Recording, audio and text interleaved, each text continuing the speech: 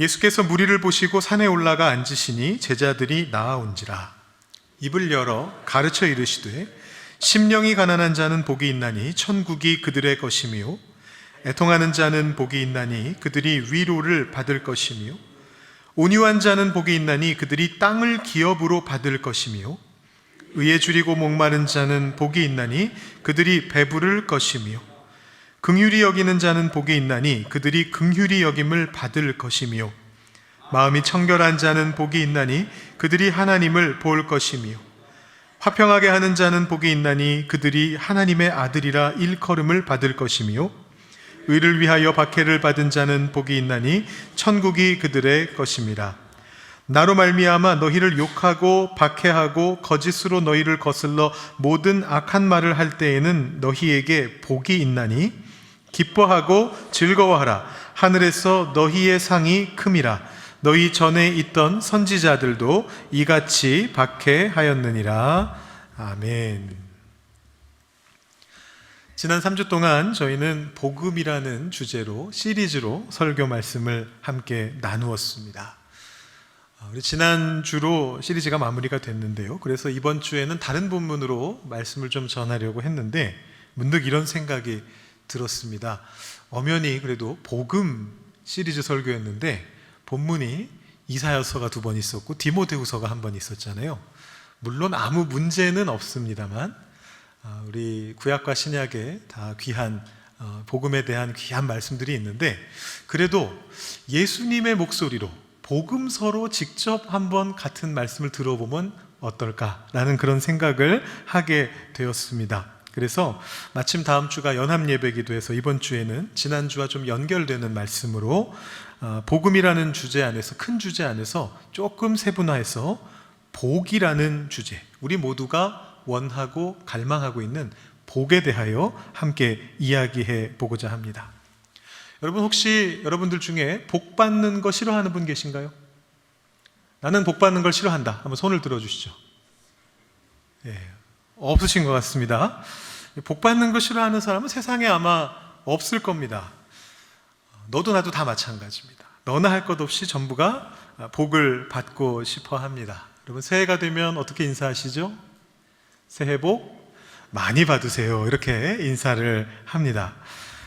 좋은 일 생기면 이렇게 얘기해 줍니다. 야, 너 복 받았다. 이렇게 이야기를 해줍니다. 복을 받는 것을 참 서로 원하기 때문이죠. 근데 그토록 복을 원하면서도 정작 어떻게 해야 그 복을 받을 수 있는지 정확히 아는 사람은 없는 것 같습니다. 그래서 사람들은 저마다 자기들의 방법으로 복을 찾아서 헤맵니다. 어떤 사람은 복주머니를 지니고 다니면서 복이 들어오기를 이렇게 생각하면서 사는 사람들이 있고요. 어떤 사람은 중요한 일 있을 때면 심지어 교회 다니는 분이신데도 무당을 찾아가서 부적을 써가지고 그 부적을 어디 중요한 데다가 딱 이렇게 갖다 놓고 복이 임하기를 그렇게 생각하는 사람들도 있습니다. 또 많은 분들은 평생에 한 번이라도 꼭 됐으면 좋겠다 이런 간절한 기대를 가지고 매주마다 로또를 삽니다. 그렇죠? 우리 몇 년 전에 나왔던 코미디 영화 중에 이 로또 1등 당첨 용지를 주었다가 그게 바람에 날려서 북한으로 넘어가 버리는 바람에 군사 분계선을 넘어가는 어떤 군인 이야기를 다룬 그런 코미디 영화도 있었습니다. 이게 복을 얻으려면 우리가 그 정도까지 해야 되나 이런 생각이 들 정도인데요. 또 우리 그리스도인들은 또 어떻습니까? 우리들이 찬양하면서 그런 찬양을 하거든요. 복 주시옵소서, 저에게도 복을 주옵소서, 이렇게 기도를 하고 찬양을 하는데 그렇게 간절한 마음으로 이 자리에 오는데 그것을 통해서 복을 얻기가 쉽던가요? 한번 여러분 스스로에게 질문해 보시기 바랍니다. 복을 얻을 수 있던가요? 복주머니를 들고 다니면 정말 복이 찾아오던가요? 무당을 찾아가고 부적을 이렇게 갖고 있으면 삶에 복이 임하던가요? 여러분 로또를 하시면은 1등에 당첨이 되시던가요? 3등 이하는 무효입니다. 너무 금액이 적기 때문에 1등이나 2등만. 여러분 혹시 당첨되신 분이 있으신가요? 없으시죠? 우리 여러분 찬양하고 기도하면 내가 원하는 그 복이, 우리가 원하는 방식의 그 복이 즉각적으로 주어지던가요? 어떤 미국의 작가는 이런 말도 했습니다. 복권은 수학을 모르는 사람에게서 걷는 세금이다. 당첨 확률이 너무너무 적어서 실질적으로 당첨될 가능성이 없기 때문에 그걸 모르는 사람들에게서 세금처럼 걷어가는 게 복권이다, 이런 말을 하기도 했는데, 그만큼 허황되다는 것이죠. 복을 얻는 게 그만큼 쉽지 않다라는 것입니다. 근데 세상의 방법은 그렇다 치더라도 우리 크리스천들이 찬송하고 기도하는 것조차 우리에게 복을 보장하지 않는다면 우리는 그 복을 어떻게 받아야 하겠습니까? 성경은 복에 대해서 이렇게 말을 하고 있습니다. 성경에서 복과 관련된 가장 유명하고 권위 있는 말씀이 우리가 오늘 읽은 팔복 말씀입니다. 예수님께서 직접 선포하신 말씀이죠. 이 말씀은 우리가 쫓는 세상의 어떤 복들, 로또와 같은 그런 복들, 복주머니와 같은 그런 복들과는 차원이 다른 그런 복을 이야기하고 있습니다. 그래서 솔직히 말씀드려서 조금은 불편하게 느껴지기도 합니다. 예수님께서 말씀하시는 8가지 복을 한번 다시 말씀을 통해서 살펴보시면 이렇게 되어 있습니다. 심령이 가난한 자는 복이 있나니 천국이 그들의 것이며, 애통하는 자는 복이 있나니 그들이 위로를 받을 것이며, 온유한 자는 복이 있나니 그들이 땅을 기업으로 받을 것이며, 의에 줄이고 목마른 자는 복이 있나니 그들이 배부를 것이며, 긍휼히 여기는 자는 복이 있나니 그들이 긍휼히 여김을 받을 것이며, 마음이 청결한 자는 복이 있나니 그들이 하나님을 볼 것이며, 화평하게 하는 자는 복이 있나니 그들이 하나님의 아들이라 일컬음을 받을 것이며, 의를 위하여 박해를 받은 자는 복이 있나니 천국이 그들의 것임이라. 언뜻 볼 때 이 말씀이 우리에게 위로를 줍니다. 딱히 불편하지 않아 보여요. 아무튼 복을 받기 힘들어 보이는 사람들이 복을 받을 수 있다라고 선언되고 있거든요. 아까 제가 로또 1등 당첨돼 보신 분 있으세요? 했을 때 아무도 손 안 드셨잖아요. 우리들이 그런 복을 받아 누리지 못하고 있는데, 그런 이들에게도, 그런 우리들에게도 복이 임한다라는 말씀이기 때문에 위로가 됩니다. 그런데 다시 한번 이 말씀들을 찬찬히 뜯어보면 예수님이 말씀하시는 복 받는 자들의 모습이 우리들과는 또 상당히 달라 보인다라는 것이 또한 문제입니다. 심령이 가난하고 애통하고 온유하고 마음이 청결하고 화평하게 하고, 여러분 우리가 이런 사람들이던가요? 여러분 스스로를 돌아보시면 어떻습니까? 우리 마음속에 이런 것들이 있나요? 오히려 우리는 마음이 부유해지려고 애쓰고 애통하기보다는 웃을 일을 더 찾고 온유하다기보다는 내 목소리를 더 크게 내기 위해서 나서는 그런 존재가 아닙니까? 바로 이 지점에서 우리는 딜레마에 빠지게 되는 것입니다. 이 말씀을 이해하려고 하는 2가지 시도가 있습니다. 첫 번째는 전통적인 해석입니다. 더 흔하게 알려져 있는 해석입니다. 그것은 앞뒤의 내용을 인과관계로 해석하는 것입니다. 즉 심령이 가난하기 때문에 천국을 받는 복을 받는다, 이렇게 생각하는 겁니다. 이쪽이 원인이고 이쪽이 결과입니다. 온유하기 때문에 땅을 기업으로 받게 된다라는 해석입니다. 이런 해석은 필연적으로 어떤 결론으로 나가게 되냐 하면, 우리는 이래야만 한다, 우리는 심령이 가난해야만 하고 온유해야만 하고 의를 위해 박해받아야만 한다, 그래야 복을 받을 수 있다라는 그런 결론으로 나가게 됩니다. 그런데 이런 인과관계적인 해석은 앞서 말씀드렸던 바로 그 딜레마로 우리를 몰아넣게 되는 것이죠. 그러면 우리는 위로를 받는 복을 누리려면 반드시 애통해야만 하는 걸까요? 천국을 받기 위해서는 반드시 힘들어하고 슬퍼하고 어려워해야 하는 것일까요? 의를 위해 박해를 받아야 하는 것일까요? 누가복음에도 오늘 말씀과 거의 비슷한 말씀이 나오는데요, 이 누가복음의 말씀이 더 문제가 심각합니다. 누가복음에서는 심령이 가난한 자라고 하지 않고 그냥 가난한 자가 복이 있다, 그렇게 말을 합니다. 의에 줄인 것이 아니라 그냥 배가 고픈 자, 줄인 자가 복이 있다, 그렇게 말을 합니다.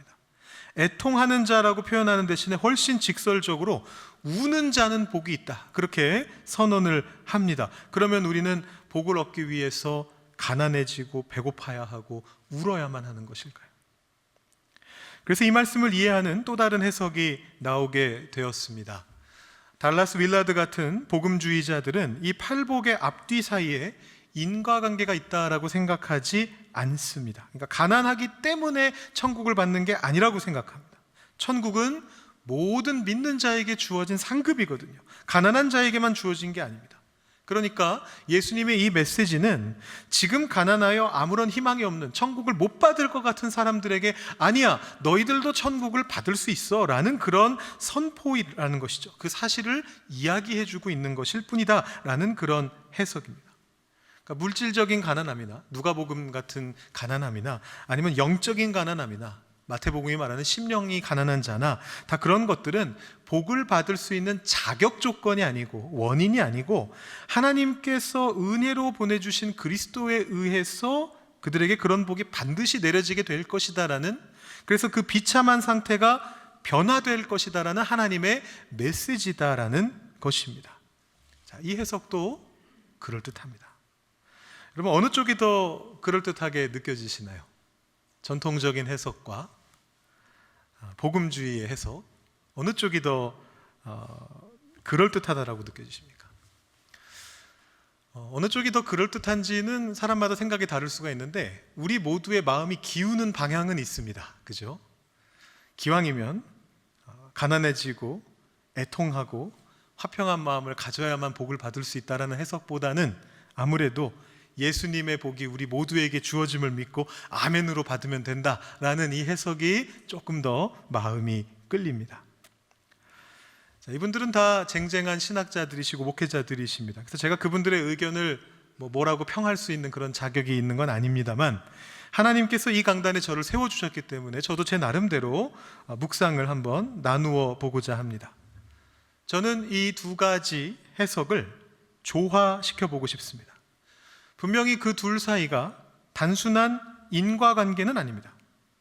꼭 마음이 깨끗해야지만 하나님을 보는 것은 아니고 반드시 온유한 사람이어야만 땅을 기업으로 받는 것은 아닐 것입니다. 만약에 그렇다면 죄가 남아있는 우리들은, 버럭하는 성질이 아직도 우리에게 남아있는 우리들은 이 복을 누릴 수가 없을 것입니다. 그러나 마음이 깨끗하다면 하나님을 더욱 깊이 느끼고 그분의 임재를 더 선명하게 경험할 수는 있을 것입니다. 애통한 마음으로 울고 있다면 그냥 받는 위로보다, 아무렇지도 않을 때 받는 위로보다 내가 애통한 마음으로 울고 있을 때 받는 그 위로가 훨씬 더 크게 느껴질 것입니다. 음식이 주어질 때 감사하는 마음은 줄이고 목마른 자에게 더 클 것입니다. 배부름으로 그 복을 받게 될 것입니다. 다시 말해서 그것이 조건은 아닙니다. 반드시 애통하는 마음이 있어야만 하나님 위로를 경험할 수 있는 건 아니지만, 그러나 내가 지금 애통한 상태라면 그 위로의 참 의미를 더욱 깊이 깨달을 수 있다는 것을 우리가 생각해 볼 수 있다는 것입니다. 제가 지난 3주 전에 복음 시리즈 설교 첫 번째 설교를 할 때 우리가 복음이 들려오는 자리에 있어야 된다라고 그렇게 말씀을 드렸습니다.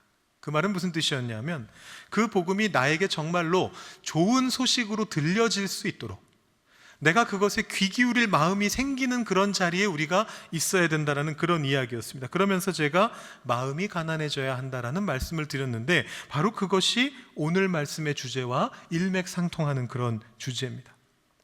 예수님께서 알려주시는 복을 받는 비결 똑같습니다.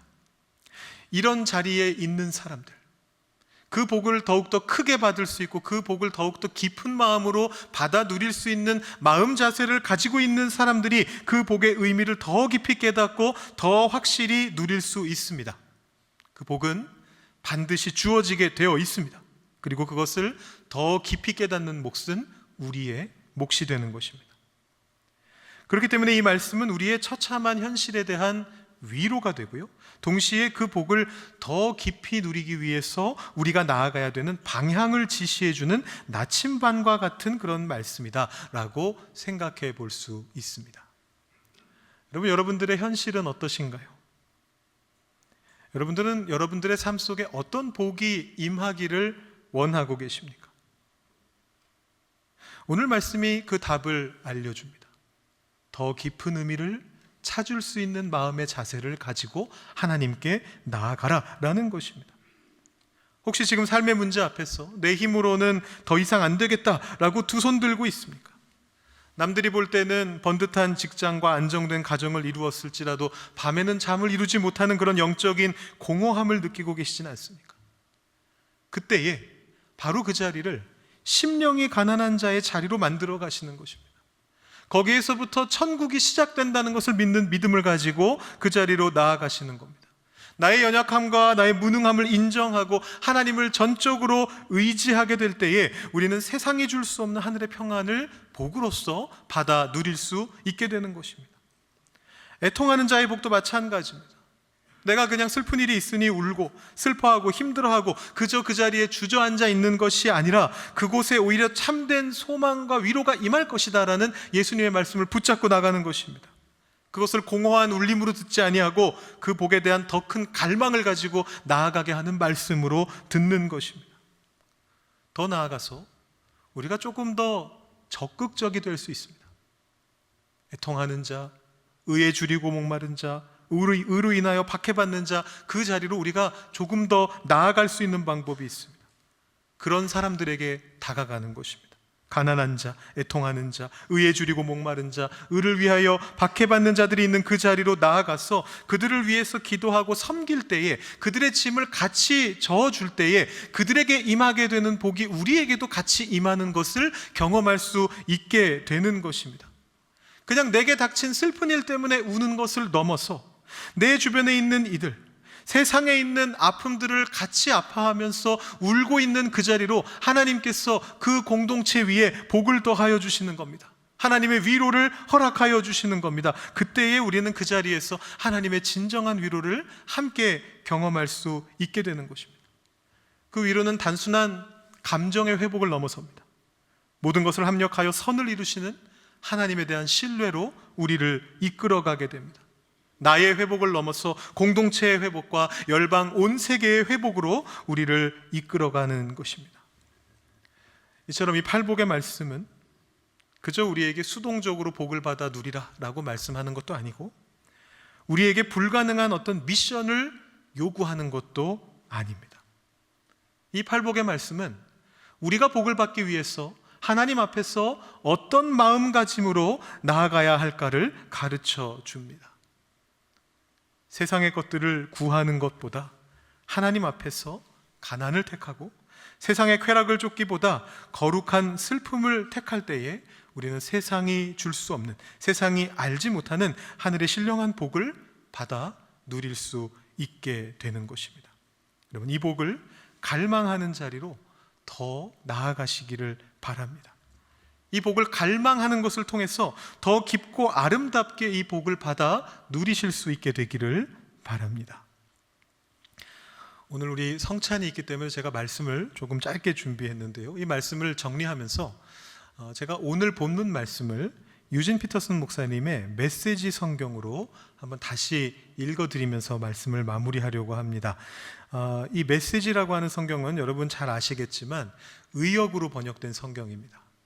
직역보다는 최대한 의역으로 의미를 살리는 그런 번역으로 번역되어 있는데, 그래서 제가 읽어드릴 때 여러분이 이게 오늘 말씀인가 이런 생각이 드실 수도 있는데 한번 찬찬히 들어보시면서 이 말씀을 한번 묵상해 보시면 좋겠습니다. 삶의 곤경에 처했을 때 너는 복되다. 네가 쇠할수록 하나님과 그분의 다스리심은 더욱 흥할 것이다. 내게 가장 소중한 것을 잃었다고 뼈저리게 느낄 때 너는 복되다. 바로 그때에야 너는 내게 가장 소중한 그분의 품에 안길 수 있다. 더도 덜도 아닌 있는 그대로의 자신의 모습에 만족할 때 너는 복되다. 그때가 돈으로는 살 수 없는 그 모든 것을 내가 진정으로 소유하게 되는 순간이다. 배고픈 사람처럼 하나님을 찾고 그분의 일을 할 때 너는 복되다. 너는 하나님으로 배부르게 될 것이다. 하나님은 네가 평생 먹을 음식 중 최고의 음식이 되신다. 다른 이들을 돌볼 때 너는 복되다. 전심으로 남을 돌보는 그 순간 너는 돌봄받고 있다는 것을 알게 된다. 너의 내면 세계, 즉 생각과 마음을 바르게 다스릴 때 너는 복되다. 그때 너는 너의 바깥에 계신 하나님을 볼 수 있다. 사람들이 경쟁과 다툼을 하게 하는 대신 어떻게 협력할 수 있는지를 내가 보여줄 때 너는 복되다. 그때가 너 자신의 하나님 나라에서의 참된 신분과 지위를 발견하는 순간이다. 하나님을 향한 헌신으로 인해 박해를 받게 될 때 너는 복되다. 박해 가운데 너는 하나님의 나라에서 더 깊고 은밀한 곳으로 인도함 받을 것이다. 그뿐만 아니라 사람들이 나를 믿지 못해 너를 조롱하거나 밖으로 내치거나 거짓말을 일삼을 때마다 너 스스로 복을 받은 것으로 여겨라. 그런 반응들은 그들에게 아직까지 진리란 가까이 하기에 너무 어색하고 불편한 것이라는 뜻이니까. 이런 일이 일어나면 너는 기뻐하려무나, 아니 오히려 환호성을 질러라. 그들은 언짢아 할지 몰라도 온 천군 천사들이 우레와 같은 박수를 보낸다. 너는 조금도 걱정할 필요가 없단다. 내 예언자들과 증인들은 늘 이런 류의 고초를 겪어왔으니. 아멘. 여러분, 이 마음이 느껴지십니까? 사랑하는 성도 여러분, 세상이 말하는 복이 아니라 하나님이 주시는 참된 복을 갈망하는 그 능력을 사모하면서 나아갈 수 있기를 소망합니다. 우리의 연약함 속에서도 우리가 주님을 신뢰하며 우리 안에서 일하시는 그 주님을 신뢰하며 주님께서 우리에게 주시기로 하는 그 복이 우리에게 임할 것이다라는, 그것을 우리가 가난한 마음으로 받을 때 더 깊이 풍성히 누릴 수 있다는 것을 믿는 믿음 가운데 하나님 앞으로 나아갈 때에 하늘의 복을 누리는 그 일이 일어나게 될 줄로 믿습니다. 이번 한 주가 그런 복을 누리시는 복된 한 주가 되실 수 있기를 주님의 이름으로 축원합니다.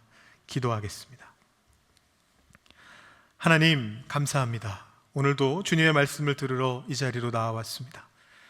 하나님께서 우리에게 복을 쏟아붓고자 기다리고 계시는데 우리는 그 복을 어떻게 받아 누릴지 몰라서 그 복을 받지 못하고 있을 때가 참 많음을 생각해 봅니다.